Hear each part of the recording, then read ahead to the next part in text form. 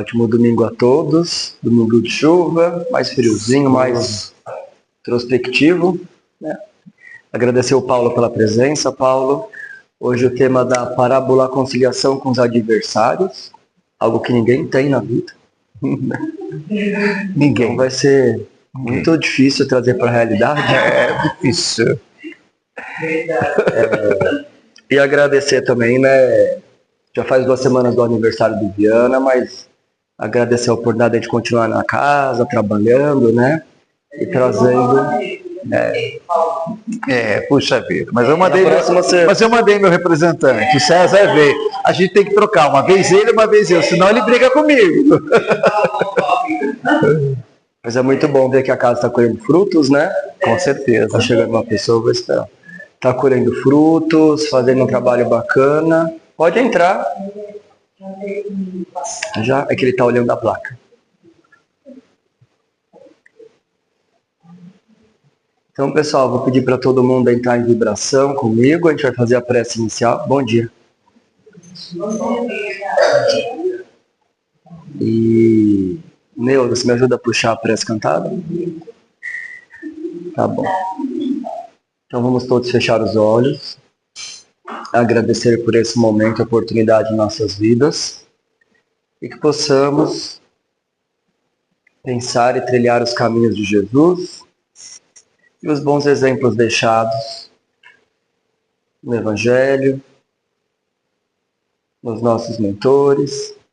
Agradecer aos próprios mentores espirituais que trabalharam a semana toda para cultivar esse ambiente acolhedor e de muita luz, e que possamos retribuir e entregar muito mais do que recebemos nesse momento. Que tenhamos, como eu disse no começo, um domingo de muito aprendizado, de muito estudo, e que possamos aproveitar ao máximo essa oportunidade. Agradecemos ao Pai, então, por esse momento único em nossas vidas, e que possamos trilhar o caminho da evolução moral e espiritual com muita leveza e plenitude. Que assim seja. Que assim seja. Vamos então com a prece cantada, quanta luz, depois do Paulo. Quanta luz nesse ambiente, descendo sobre nós, vibrando em nossa mente. Quanta luz, quando assim em prece, como a alma cresce aos olhos de Jesus. Quanta luz, quando em oração a voz do Mestre fala ao nosso coração. Quanta luz descendo sobre nós, quanta luz, quanta luz. Bom dia a todos, né? Que a paz de Jesus esteja com todos vocês, com todos nós, não é mesmo? Bom, antes de iniciarmos o tema proposto, como sempre faço, quero aqui agradecer a Deus, nosso Pai, pela oportunidade que Ele me dá de estar aqui reunido com vocês novamente nesta manhã, né? Nessa manhã chuvosa, gostosa, uma delícia, eu adoro, né? Agradecer também a espiritualidade superior, ao meu mentor, para que me ajude, que me auxilie aqui nas nossas reflexões que iremos fazer nesta manhã. E agradecer a casa, né, pelo convite, essa casa que eu tenho um carinho todo especial, né, não só pela casa, mas por todos vocês, né, me dando assim oportunidade sempre de estudo, sempre de aprofundar um pouco mais em nossa doutrina, o que é melhor, né, como sempre digo, né, só para nós não adianta nada, é gostoso poder compartilhar tudo isso. Bom, Parábola conciliação para os adversários. Uma curiosidade que eu pesquisei, né? Vocês sabiam que conciliação com adversários não é vista realmente como uma parábola por muitos intérpretes no Novo Testamento? No Novo Testamento eles não reconhecem como uma parábola, né? Então vamos ao significado, né? Eu fui lá pesquisar o significado de parábola. A palavra parábola. No sentido geral do termo, vamos dizer assim, parábola é o quê? Uma narrativa que tem por finalidade transmitir o quê? Verdades, vamos dizer assim, né? Indispensáveis de serem compreendidas. A palavra parábola é de origem grega, tá? Parole, e significa colocar de lado, comparar. Olha que legal, né? Então são alegorias, vamos dizer assim, que contêm preceitos, cheios de preceitos de moral. E seu emprego contínuo, qual a finalidade? A finalidade exatamente de esclarecer melhor os ensinamentos de Jesus. Porque eram pessoas muito simples, não é assim? Então ele usava através de parábolas, que às vezes para nós é difícil de entendermos, não é? A gente tem que ler novamente, mais uma vez, tá? Para nós entendermos. Mas é porque cada época é a sua época, né? Bom, continuando então, tendo essa curiosidade, a parábola de hoje eu tenho como referência este livro, adoro esse livro, recomendo esse livro para vocês, é Parábolas Terapêuticas de Alírio de Cerqueira Filho. Tá? E o autor analisa, né, essa parábola como uma visão, vamos dizer assim, olha aí, visão psicológica consciencial. Uau! O que é isso, né? Puxa vida, Paulinho, você traz uma coisa dessa para nós, né? Então, o que seria isso? Visão psicológica consciencial. Tá? E vocês vão ver que tem tudo a ver conosco. Quer ver? Quando a gente esclarece, como fica tudo mais fácil. Primeiro, a visão psicológica consciencial se baseia em 4 parâmetros. Então, eu fui lá pesquisar. O que são esses 4 parâmetros? Vê se vocês conhecem esses 4 parâmetros. Quer ver? Ó? Primeiro, a existência de Deus. Segundo parâmetro, o ser humano como um ser essencial, ou seja, essência divina. Não somos todos seres divinos? Não parece, mas somos, né? Não é? Somos todos filhos de Deus, não é? Um espírito, como a gente sabe, imortal, criado por Deus. Tá. Terceiro parâmetro, a evolução espiritual do ser humano. Por que estamos aqui? Para evoluir, como sabemos. E quarto parâmetro, para a evolução espiritual aconteça, o que nós precisamos? Seguir um exemplo. E nós temos que seguir o exemplo de Jesus. Perceberam? Então, quando a gente traduz isso, visão psicológica consciencial, é isto. Ou seja, exatamente como vemos em nossa doutrina. Olha que bacana, não é? E é por isso mesmo, né, que essa passagem, para mim, é uma das mais profundas parábolas do Evangelho de Jesus. Porque fala a conciliação dos adversários, né? Ele brincou ali, né? A gente não tem quase adversários, né? Bom, e a parábola, vamos lembrar o que a parábola diz? Eu sempre gosto de trazer para a gente recordar. Então vamos lá. A parábola diz o seguinte, está lá em Mateus. Concilia-te depressa com teu adversário, enquanto está no caminho com ele, caminhando ali ao lado dele, para que não aconteça que o adversário te entregue ao juiz, e o juiz te entregue ao oficial, e te encerre na prisão. Em verdade te digo que de maneira nenhuma sairás dali enquanto não pagares o último ceitil. A gente tem que se aprofundar para poder entender isso, né? O que ele quer dizer com cada palavra. Então eu trouxe isso. A gente entender cada palavra que quer dizer hoje. Tá?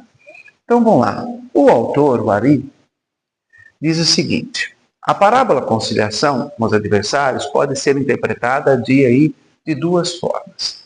Uma de uma maneira mais superficial e uma outra mais profunda, interna. Tá? A superficial é aquela que nós até comentamos aqui antes, né? É quando interpretamos os nossos adversários como sendo aqueles, entre aspas, tá? Inimigos externos. Isto é, aqueles que fizeram alguma coisa que a gente não gostou muito para nós, ou pior, né? Quando nós fizemos alguma coisa não tão legal para alguém. Não é assim? Criando essa inimizade que às vezes fica por anos, não é assim? Anos. Dentro de famílias nós vemos isso, irmão com irmão que não se fala. E fica difícil uma reaproximação. O autor Alírio aqui, ele cita passagens também do livro, um livro muito bacana, chamado Triunfo Pessoal. É exatamente de Divaldo Franco por Joana de Ângeles, tá? No qual propõe para nós, então, uma visão mais profunda da parábola. Então vamos refletir aqui hoje, né, juntos, a parábola de uma forma mais profunda. Não só do adversário externo, vamos dizer assim.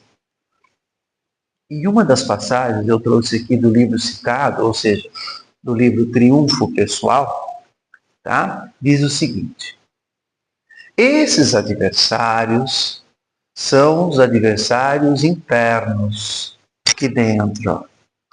Os pensamentos, os sentimentos e todos os comportamentos negativos que mantemos em nossa vida.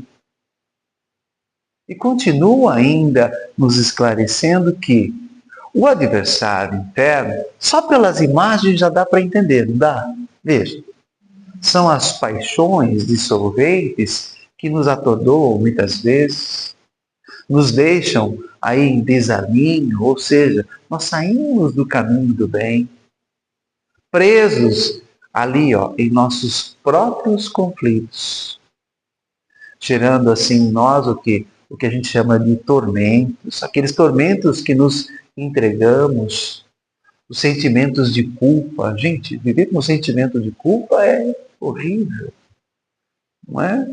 As angústias, estamos vendo hoje em nossa sociedade tanta angústia, tantas pessoas ansiosas, ansiedade, não é? A insegurança que estamos vivendo no mundo de hoje.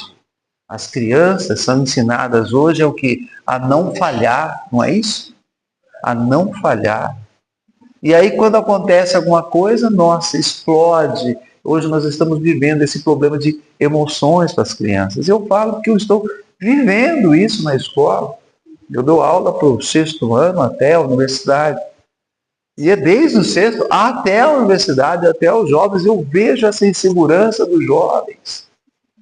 Nós estamos vivendo isso. E aqui diz tudo nessa outra imagem, veja. As pessoas, o que as pessoas vão pensar de mim? E se você já passou por isso, não é? Será que eu vou dar conta? Olha a falta de fé, né? Eu não tenho coragem, não. E se eu errar? Nossa, se eu errar, o que eles vão pensar de mim? Eu não sou tão bonita. Eu não sou tão inteligente. Olha como que o sentimento de culpa, aquela depressão começa a acontecer dentro de nós. Então nós não estamos falando dos adversários externos. Estamos falando de nós mesmos. E por que somos assim? Por que temos todos esses pensamentos às vezes? Paulinho, você já teve pensamento assim? Sim, lógico. Eu sou ser humano. Não é porque eu estou aqui, não. Não é? Ora, porque somos espíritos, como sabemos, em busca de evolução. Na questão 196, sempre em minhas palestras eu gosto de citar o Livro dos Espíritos. Sou fã do Livro dos Espíritos. Diz o seguinte. Kardec faz a seguinte pergunta. Não podendo os espíritos melhorar-se, a não ser por meio das tribulações da existência corpórea, ou seja, somente vivendo aqui na Terra, passando por provas e expiações que nós vamos conseguir evoluir. Não é assim? Tá. Segue-se que a vida material seja uma espécie, ele chama aqui de cadinho, nomenclatura da época, né? Cadinho é um vaso material resistente, muito resistente ao fogo. Então nós está ensinando aqui na pergunta que nós temos que ser resistentes, tá? Ou de depurador. O que seria depurar aí? Depurar, o sentido da palavra depurar na pergunta quer dizer nos tornarmos uma pessoa melhor a cada dia. Nós nos melhoramos exatamente com as provas, evitando todo o mal e praticando o bem. E aí vem a resposta, né? Sim, é exatamente isso a espiritualidade maior nos ensina. Eles se melhoram, ele seria quem? Nós, né? Nessas provas, evitando o mal e praticando o bem. Porém, ela sempre tem o porém, né? Somente depois de muitas encarnações ou depurações que nós vimos agora, que significa sucessivas, é que atinge num tempo mais ou menos longo, conforme os esforços que empreguem, ou seja, de cada um, objetivo para o qual se encaminham. Percebam na resposta da espiritualidade aí, que somente depois de muitas encarnações é que conseguiríamos atingir esse objetivo.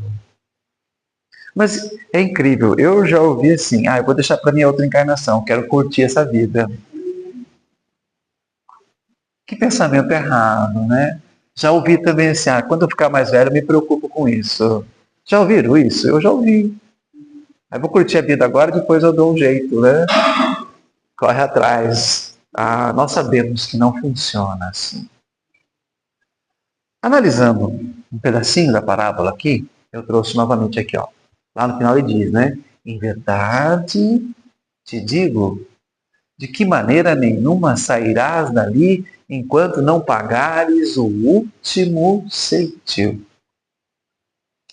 A interpretação dada, eu me recorri também novamente ao livro Triunfo Pessoal, que Divaldo, a Joana nos dá sobre isso, é o seguinte, palavras dele.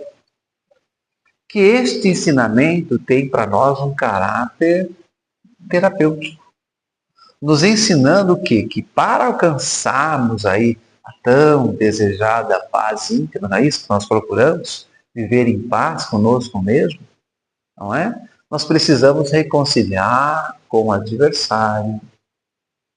Ou seja, analisando a parábola de uma forma mais profunda, né? Os referidos hábitos mórbidos, perturbadores que coexistem com a gente. Transformando, usando isso, mas para transformar em agentes de progresso e de renovação. Mediante aí sim, com os quais se vai instalar, diz aqui Divaldo, dessa forma nós o quê? A gente conseguir o equilíbrio que a gente tanto busca, conseguir o bem-estar, conseguir a saúde, para um dia chegarmos ao reino dos céus. Ora, só vamos conseguir isso verdadeiramente perdoar. Como é difícil perdoar, não é? Perdoar alguém que nos feriu, que nos magoou, que nos caluniou, enfim. Se nos conciliarmos primeiro com o nosso orgulho ferido. Essa é a parte mais difícil para nós. Gerador de toda mágoa, gerador de todo ressentimento que temos, não é assim? Ficamos ressentidos com aquilo. Se não houver essa conciliação, mas essa conciliação aqui dentro, interna em nós, a conciliação com o adversário externo é o quê? Faz de conta, não é real, não é verdadeira. Você mesmo não se perdoa ainda, você, vamos dizer assim. Veja o que diz nessa imagem. O orgulho nos faz pensar que somos bons. Eu sou o cara, não é assim? O pessoal fala. Mas o orgulho ferido revela realmente quem somos. Todos os palestrantes espíritas gostam de citar um exemplo sempre de trânsito, não é assim? Pode perceber. Porque é no trânsito realmente que a gente, de uma forma mais simples, vamos dizer assim, não tão grave, vamos dizer assim, que a gente explode, que a gente revela realmente quem somos. Alguém corta a sua frente, passa tal, quase bate no seu carro, você fala, vai com Deus. Não é assim? Você está lá na sua casa, isso acontece comigo, dormindo, né? Eu moro aqui no Santa Rita, tranquilo. E aí, sossegado, está descansando à tarde de domingo, assim, aí passa aquele motoqueiro, com aquele escapamento aberto. Vai com Deus. Percebe? Um exemplo tão fácil. Imagine o restante, o convívio nosso com a sociedade. É difícil, sim. Vamos ser sinceros, dizemos que perdoamos aqui com a boca. Mas não queremos muitas vezes, né, que o outro esteja bem verdadeiramente. Quando Jesus diz, concilia-te depressa com teu adversário, depressa significa aqui, agora, neste momento. É difícil para nós, bem difícil. Agora, se deixarmos, veja, de tratar principalmente os nossos pensamentos, os nossos sentimentos, como nos comportamos, né, aqueles comportamentos negativos, como adversários, nós conseguiremos através de muito esforço, sim, tá? Ok? Do autoacolhimento, de reconhecer isso. O primeiro passo é reconhecer. A conciliação, a gente consegue. A gente consegue o entendimento. Que vai acontecer de uma forma o quê? Natural. Porque aí estamos nos permitindo nos enxergar como aprendiz da vida. Lembram da parábola do joio e trigo? Por isso que eu perguntei, a parábola do joio e trigo. O joio e o trigo, eles crescem juntos, lembram? O que quer dizer isso? Os pensamentos, fazendo uma comparação aqui. Tá? Os pensamentos, os sentimentos, os comportamentos negativos que temos fazem parte da nossa vida também. Então eles vivem junto aqui, ó. Se você não está vibrando legal, isso aqui vai ganhar mais força que o bem, não é assim? Nós tivemos aí a palestra da G falando exatamente do bem sobre o mal. E se nós não tivermos cuidado, o mal se sobressai. Portanto, nós devemos aceitar que estamos nesse processo de aperfeiçoamento. Ó, vigiar e orar a todo momento, não é assim? Ok. Fazendo isso, então, não entramos nesse que eu chamo aqui de conflito desnecessário. E não vamos, comparando com a parábola, para a prisão. Não. André Luiz nos ensina aqui, ó, o objetivo da sua vida, ou seja, da nossa vida aqui na Terra, não constitui a autoridade, vou mandar em alguém, eu tenho poder. Não. Muitos se perdem com isso. Por isso que fala que o poder, a riqueza, é uma das coisas mais difíceis das provas, né? Difíceis de passar. Porque ela cerca você de uma tal forma, não é assim? A beleza, ou o conforto efêmero. Nós, lógico, nós buscamos o nosso conforto. Mas, às vezes, muitas pessoas só se preocupam com isso e não se preocupam com o lado espiritual, que é o mais importante. Então ele complementa aqui, é o aperfeiçoamento espiritual. É isso que nós estamos aqui exatamente para isso. Temos que aceitar que somos falhos, não é isso? Temos que aceitar. Como inclusive a questão 115 do Livro dos Espíritos, ela fala exatamente que Deus não nos criou maus. Não é assim? Ninguém nasce mal. Não. mas sim simples e ignorantes. Cada um escolhe o seu caminho. Tá. Eu trouxe aqui um pedacinho dela só, da resposta. Os espíritos adquirem estes conhecimentos, nós, passando exatamente pelas provas que Deus nos impõe. Uns aceitam essas provas com submissão e assim chegam mais depressa à meta que lhe foi destinada. Aqueles que deixam para outra encarnação vai demorar mais, né? Outros só suportam, nossa, murmurando, reclamando da vida. Ai, está chovendo. Nossa, está muito calor. Nossa, mas o meu trabalho. E reclama do trabalho. Tantas pessoas que queriam ter um trabalho. Às vezes reclama da família que nasceu, não é? E tantos que querem simplesmente ter um pai e uma mãe, porque são órfãos ou são abandonados. Então, por culpa sua, permanecem, ou seja, pela própria culpa de cada um, permanecem afastados dessa perfeição e da prometida felicidade. Está aí.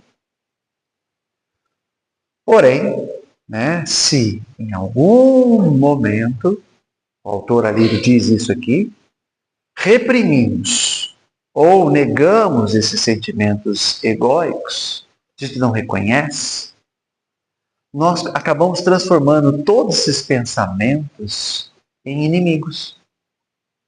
Esse adversário, comparando com a parábola, vai acabando nos entregando ao juiz. Ou seja, nós começamos a fazer, lembra da imagem anterior? O auto-julgamento, o sofrimento interno. E o juiz nos entregará ao oficial, comparando aí com a parábola novamente. Ou seja, a autocondenação, para nos colocar numa prisão. O que seria a prisão aí no caso? O sentimento de culpa. É horrível você viver com um sentimento de culpa. Você vive numa prisão. Você não consegue ser feliz. Não é isso? Então a prisão é o símbolo exatamente de todos esses conflitos desnecessários. E a culpa, e também a desculpa, tá, gente? Eu já vou falar já por que também a desculpa. Porquanto quem se desculpa sempre projeta o quê? A culpa no outro. Ah, não fui eu, foi ele. Não é assim? Ah, mas aconteceu isso não porque eu quis, mas é porque, olha, eles quiseram. É sempre assim, não é? Sempre terceiriza a culpa. Exatamente. A maior prisão, então, criada pelo ser, foi erguida pelos seus próprios pensamentos aqui. Por isso que nós estamos vivendo nessa sociedade hoje, cheia de depressão, não tem um objetivo espiritual. Eu vejo isso, eu vejo nas crianças, as crianças que não têm uma base religiosa qualquer, seja espírita, qualquer uma, é diferente. Podem observar, é diferente. A que tem uma base espiritual, que se preocupa com o lado espiritual, ainda agradece, ainda fala, por favor, respeita o próximo, porque tem isso dentro de casa. Mas aquelas crianças que não têm, como elas vão se basear? Elas só querem ter, e quer ser a primeira sempre, empurra e faz isso. Culpa das crianças? Não, são crianças. Elas vivem no lar assim. E aqui o autor Alírio faz uma comparação fantástica. A culpa começa no processo do nosso auto-julgamento. A pessoa se transforma num juiz dela mesma, como nós acabamos de falar, para se autocondenar e se autopunir. A autopunição, o que é? Um mecanismo de prisão, comparando com a parábola. Sem grátis, no qual criamos doenças físicas. Porque com a depressão, com tudo essa infelicidade, a gente acaba ficando doente, não é? Doenças físicas mesmo. E o que nós estamos vendo hoje, muitas doenças emocionais. As emocionais estão ganhando das doenças físicas hoje. Para nos punir. Mas nós buscamos isso. Por não sermos tão perfeitos como gostaríamos. Não aceita falhar. É a sociedade que nós estamos vivendo hoje. É a doença daqueles que não assumem, vamos dizer assim, a condição de aprendizes da vida. Estamos aqui para aprender. Querem pular etapas. Hoje em dia nós estamos vendo com jovens isso. Eles querem pular etapas. Ele já quer começar trabalhando, mas ele já quer ser o chefe. Vamos comparar assim, não é assim? Ele já quer pular etapas. Ele não quer sofrer. Porque eu mereço. Olha o orgulho. Não é? Eles querem pular essas etapas, querem ser mestres, mas sem passar para aquele caminho que leva a maestria, pela experiência. Tudo que nós fazemos é assim. Na resposta final da questão 115, lembra que eu citei aqui, diz o seguinte: outros só suportam murmurando, reclamando da vida. Quem gosta de ficar perto de uma pessoa que só reclama? Eu não gosto. Só reclama, só reclama. E assim, por culpa sua, permanece o quê? Como a gente leu lá na questão, afastado dessa perfeição da felicidade. E devemos lembrar que nós sabemos disso, nós temos o conhecimento, não é? Instruímos. Antes de encarnarmos aqui, nós escolhemos as nossas provas. Como está lá na questão 258, que eu trago aqui um pedacinho dela, onde ele responde, na espiritualidade superior responde. Ele próprio, nós, escolhemos o gênero de provas que deseja sofrer. E nisso consiste o seu livre arbítrio. Nós podemos escolher entre o bem e o mal. Nós podemos escolher vencer a etapa naquela encarnação. E eu não quero voltar na próxima encarnação cometendo os mesmos erros. Eu quero ver se eu consigo corrigir já. Não é assim? Minha esposa sempre brinca. E eu não quero passar por tudo isso de novo, não. Eu quero evoluir. Não é assim? Brincadeiras à parte, mas é a verdade. Nós falamos aqui da culpa. Mas e a desculpa? Então vamos nos aprofundar na desculpa. A desculpa também começa exatamente no auto-julgamento.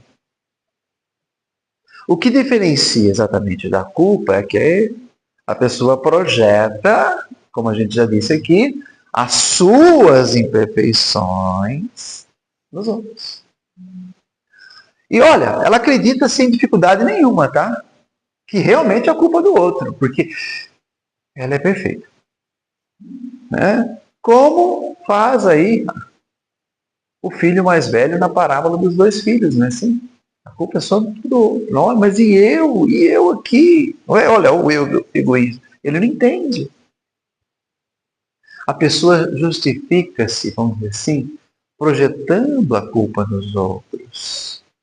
E com isso, acaba criando o que eu chamo ali de uma máscara, vamos dizer assim, que a mantém também, comparando com a parábola, numa prisão sem grades. Pois tudo é culpa dos outros. Ora, e se agirmos dessa forma, nós somos presunçosos. Nos achamos mais inteligentes que os outros. É o famoso jeitinho brasileiro, que a gente costuma dizer, não é? A lei de Gerson, para quem conhece a lei de Gerson, não é? Sempre levar vantagem, foi isso que acabou com a sociedade do Brasil. Sempre preciso passar na frente de alguém. Nos julgamos bons demais, não é? E Chico Xavier, com todo, né, eles nos ensinam de uma maneira clara. Veja, quem lança muito a culpa nos outros é porque não aceita exatamente as culpas que tem. Já disse tudo. Não é?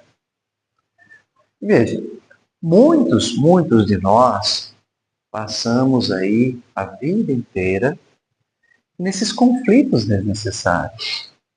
Muitas vezes, às vezes com predomínio da culpa, nos sentindo culpados, e muitas vezes na desculpa, passando essa culpa para outro. Então, o que eu coloquei aqui, oscilando entre elas. Devemos tomar muito cuidado com isso, porque às vezes fazemos sem perceber. Está enraizado em nós. Comparando com a outra parábola do joio e trigo, o joio ali crescendo junto. Então, veja, cedo ou tarde, todo indivíduo que entrou pelos caminhos dos conflitos desnecessários, um dia vai perceber que está nessa prisão sem grades, comparando com a parábola de hoje. Por não ter se conciliado com os seus próprios sentimentos egóicos, os seus sentimentos egoístas, orgulhosos. E quando a pessoa percebe, então, que está em conflitos e quer sair deles, o que deve fazer? O que vocês acham? Uma pessoa que realmente percebeu, puxa vida, chegou um momento na minha vida, eu falei, eu preciso mudar de vida. Acredito que todo mundo passa por isso, eu preciso, não, tem algo errado, né? Mas sim, eu não estou feliz, eu preciso mudar de vida, eu preciso fazer uma reconexão, e toda vez a gente precisa pensar nisso. Ora, é muito simples, muito fácil. Deve-se fazer de volta ao caminho para quem? Para Jesus. Ele mesmo diz, eu sou o caminho, eu sou a verdade, eu sou a vida. Ninguém vai ao Pai, senão por mim. E se precisarmos de ajuda, nossa, nós temos o quê? O diálogo fraterno, nós temos as palestras, nós temos os estudos do Evangelho, de outros livros, nós temos cursos. A nossa cidade é muito rica nisso tudo. É só buscar. Mas adianta eu falar para alguém, olha, você precisa ir, viu? Não. Você pode tentar ajudar. Por isso que eu falo, parte da pessoa. Ela precisa primeiro tirar esses pensamentos egóicos dela. E ela querer mudar primeiro. Você não consegue fazer ninguém mudar. Não consegue. Você pode ajudar, conversando, uma, duas, muitas vezes. Até que ela realmente eu quero mudar. E aí nos vem uma outra pergunta, né?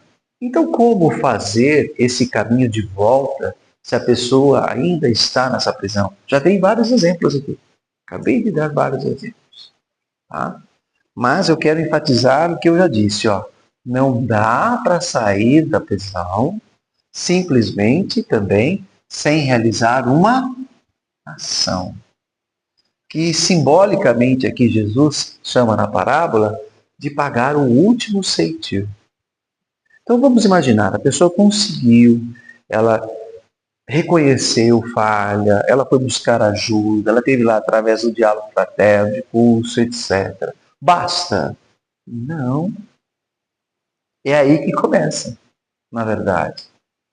A fiança, vamos dizer assim, para sair dessa prisão sem grades, chamada conflitos desnecessários, que ela já conseguiu, vamos dizer assim, é esse último ceitil.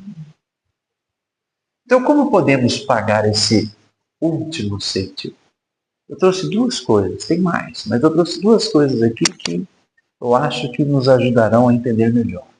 Primeira, toda a moral de Jesus se resume em duas coisas: caridade, prática da caridade e da humildade. Isto é, as duas virtudes exatamente contrárias ao egoísmo e ao orgulho. Isso está lá no nosso Evangelho, Evangelho segundo o Espiritismo. Essa é a primeira. Então, praticar a caridade, ser humilde, começa por aí. Ok. Porque vamos lembrar que está lá em Tiago também, é a segunda que eu trago.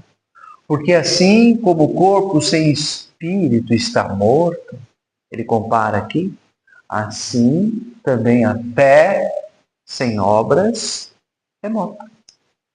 Então não basta apenas aceitarmos que somos falhos, irmos buscar ajuda, estudarmos, mas se a gente não pratica isso, se a gente não ajuda ao próximo de alguma maneira, percebe? Isso seria uma fé sem obras.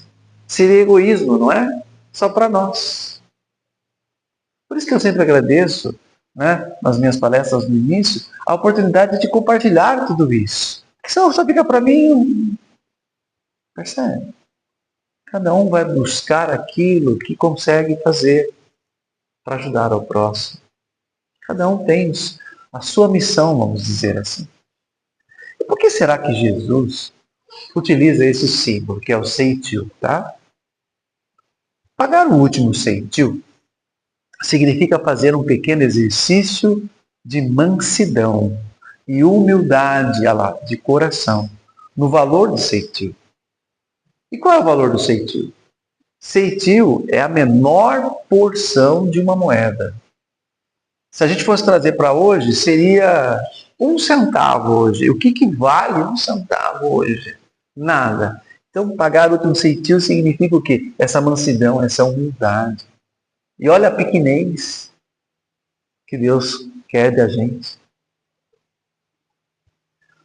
Para assim, podemos reconhecer, então, que os problemas que nos geram em todos esses conflitos desnecessários não acontecem por causa dos outros, não, ou por causa da sociedade que a gente viveu, está vivendo. Não. Ou devido a fatores alheios aí, que seria a sociedade, que eu dei o exemplo. Mas, na verdade, são causados por nós mesmos. Nós devemos mudar ali o lar onde nós moramos, nós devemos mudar a nossa sociedade que nós moramos. Começa de nós.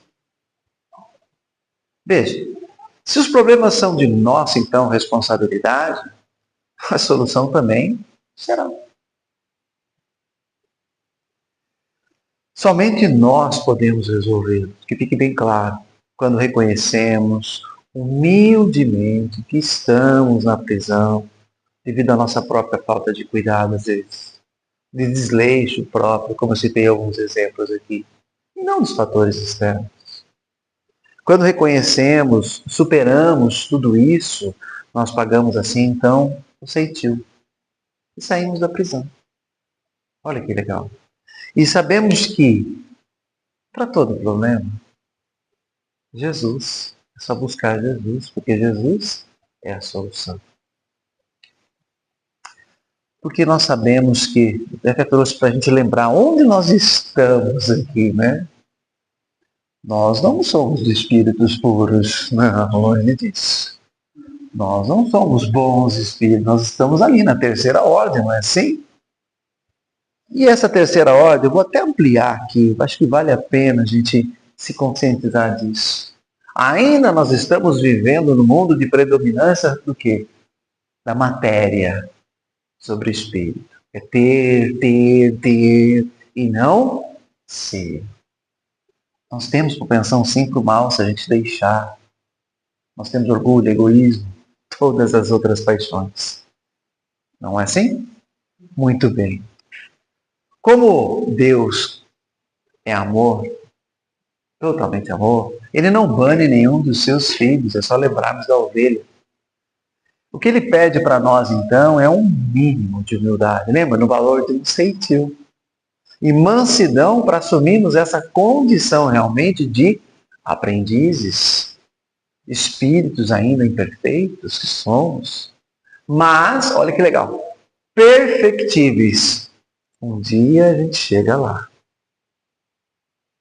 Ao realizarmos, então, essa ação, toda essa ação de praticar a caridade, de realmente ter fé, mas a fé com obras, nós saímos dessa prisão de culpa e da desculpa.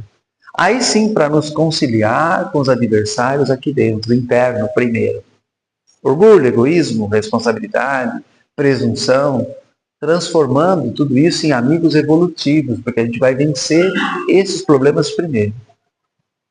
É fundamental para nós, então, que aprendamos a usar exatamente esse poder transformador do amor que Jesus trouxe para nós, não é? Jesus trouxe o amor. O amor é esse poder que temos aqui dentro do coração. Nós somos criados com ele, com esse amor. Ainda está latente muitas vezes, né? Guardadinho ali, escondidinho, mas que podemos despertar a qualquer momento, basta querer. Ao exercitarmos todo esse poder amoroso que representa a nós o quê? O desenvolvimento, tanto da nossa saúde espiritual como existencial. A prática do bem, da saúde ao corpo e a alegria ao espírito. André Luiz nos diz isso. Então que possamos Então exercitar esse poder do amor, nos reabilitando pelo amor e pelo trabalho do bem ao próximo, um bem ao nós. E assim encontraremos o que? A paz, tão desejada, aquela paz interna, a alegria, a felicidade. Para aí sim, podemos distribuir tudo isso em torno de nós, ou seja, para o nosso próximo. Fazer como Jesus fez, dar o nosso exemplo. Bom, finalizando, após toda essa reflexão que fizemos nessa manhã, interpretando a parábola de uma maneira mais profunda, como fizemos aqui, eu convido vocês agora para que reflitam comigo a importância do perdão. O que seria o entendimento da parábola mais superficial, mas tão importante esse perdão? Quando interpretamos os adversários, vamos dizer assim, como sendo nossos, entre aspas, inimigos externos, aquelas pessoas que, puxa vida. Mas vamos lá. É difícil viver sem adversários no mundo de hoje, não é? É difícil. O nosso próprio orgulho, quando alguém nos ataca, geralmente revidamos. E assim acabamos entrando ali em sintonia com quem nos atacou. Seja pelo ódio, ou pior, seja pela vingança. Perdoar as ofensas, então, é nos isolarmos de tudo isso. E assim conquistarmos a tão sonhada paz. Ora, inimigos gratuitos, nós vamos sempre ter, gente. Sempre. Faz parte da vivência nesse planeta pouco evoluído como o nosso. Perdoar é dar paz a si mesmo. Aprender com o próximo é disciplinar a nós mesmos.